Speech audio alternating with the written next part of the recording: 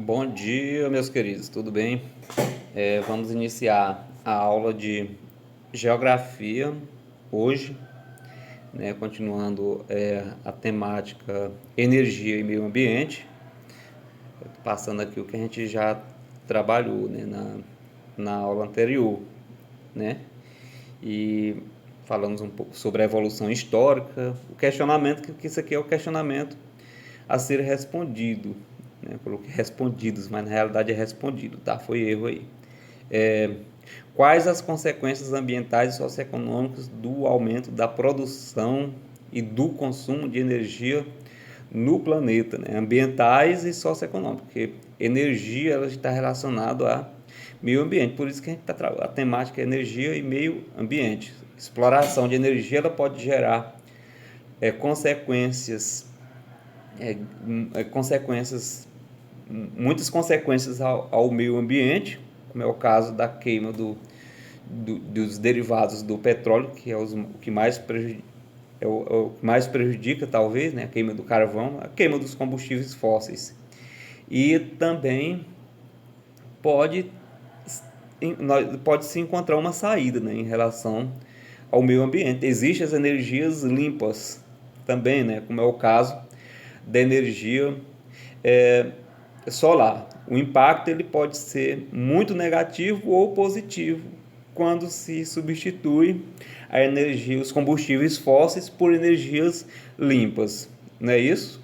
Então, o questionamento é em cima disso aí que a gente trabalhou, né? Vimos aqui os exemplos, um exemplo, né? Exemplo de energia simples, arcaica, a força humana, a tração animal aí, que ainda é usada, e a parte moderna, a indústria, né, que consome muita energia, precisa de muita energia. Para um país crescer do ponto de vista econômico, ele precisa muito ter uma estrutura de fornecimento de energia, né, de preferência que estrutura própria, para que o custo seja menor ainda, né, em relação à, à utilização da energia, né, ao consumo de energia.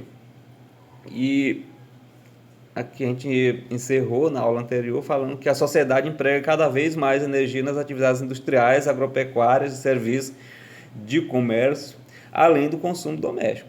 Isso aí é claro, né?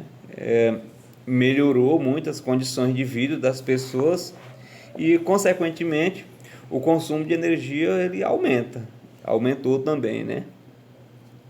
Olha aí as principais fontes de energia que são consumidas no mundo. E aí a gente vai iniciar aqui, ó, que atualmente há diversas fontes de energias renováveis e fontes de energias não renováveis. As fontes de energia renováveis são aquelas que têm uma rápida capacidade de reposição, né? Como por exemplo a energia solar, né? Ela como é muito abundante em nosso meio, né? Ela é um exemplo de energia renovável, né? Não existe, nós não sabemos se existe a possibilidade de um dia acabar essa energia solar, né? Ela é muito abundante. É, e outras também, como a energia eólica, o vento, venta muito, né? É uma energia renovável também. As energia hidráulica, oriunda da força da água, também é renovável. Se as pessoas cuidarem bem da água, não deixar que os rios sequem, ela vai existir por muito tempo, né? E tem os biodiesels, como o da mamona, da soja, né? Que também são renováveis. Enquanto houver área agrícola que possa produzir essas duas culturas que eu citei como exemplo, vai ter sempre a matéria-prima para se produzir o biodiesel, né? Biodiesel da mamona, da soja, do milho também, né? Etc.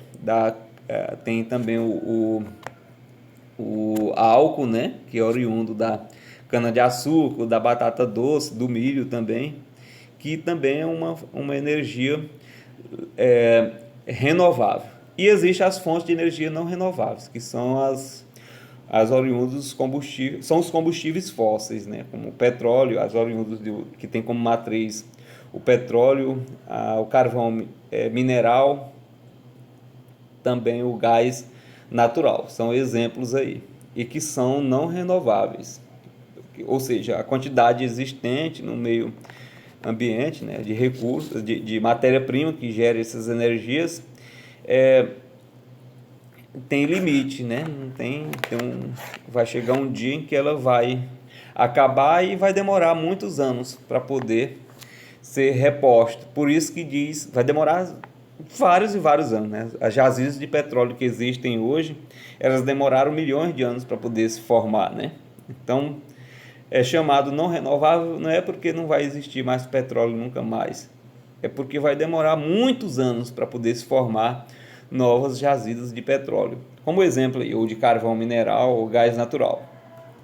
Geralmente, o consumo energético residencial nas nações mais ricas é mais alto porque o número de eletrodomésticos é maior. Quem tem maior poder aquisitivo tem mais condições, né, de comprar as coisas. E aí a conta vem mais alta, né? Se tem mais eletrodomésticos, a conta vai vir mais alta, né? A conta de energia de uma pessoa que vive, de uma pessoa rica, é muito mais alta que uma pessoa pobre que não tem muitos eletrodomésticos que consumam a energia. Por isso que nos países ricos é maior. E o outro fator que influencia no elevado consumo é o fator latitude. Boa parte dos países ricos, eles estão localizados em regiões distantes da linha do Equador, em regiões de climas subtropical ou clima frio, né? Clima subtropical já é frio, né? E tem países que ficam ali próximo ao Círculo Polar Ártico, por exemplo, né? Que é muito frio no período do inverno. E aí, quando é na época do inverno, devido a esse frio intenso, o consumo de energia acaba sendo maior. Tem que se aquecer as residências, né? Para as pessoas suportarem o frio. Por isso que o fator latitude acaba influenciando. Quem vive na zona próximo aos trópicos, dentro da zona tropical, não vai ser necessário consumir tanta energia para combater o frio, para aquecer, para esfriar, assim, né? No caso, esfriar o ar, sim, mas para aquecer, não, né? E aí acaba o fator latitude influenciando esses países que tem um inverno rigoroso, né, gente? Olha aqui, ó, os combustíveis fósseis, uma informação, lembrando aqui, ó, os slides aqui, eles foram organizados usando como roteiro o livro didático para vocês, para facilitar ainda mais a aprendizagem de vocês, né? Facilitar. O principal material que vocês têm, que a maioria de vocês tem, é o livro didático, né? Aí vocês podem observar que o conteúdo que a gente está estudando é o Energia e Meio Ambiente, capítulo 3, né? E se vocês quiserem saber onde é que a gente... quais as páginas aqui que eu usei como roteiro para vocês estudarem, a partir da página 51, tá, gente? Então, continuando aqui, os combustíveis fósseis são a principal fonte de energia no mundo, com destaque para o petróleo. Olha aí para vocês terem ideia, ó. Olha aí, gente, o petróleo, dá para ver aí esse azul, óleo e derivados seria o petróleo. O carvão, só o petróleo 31,3%, né?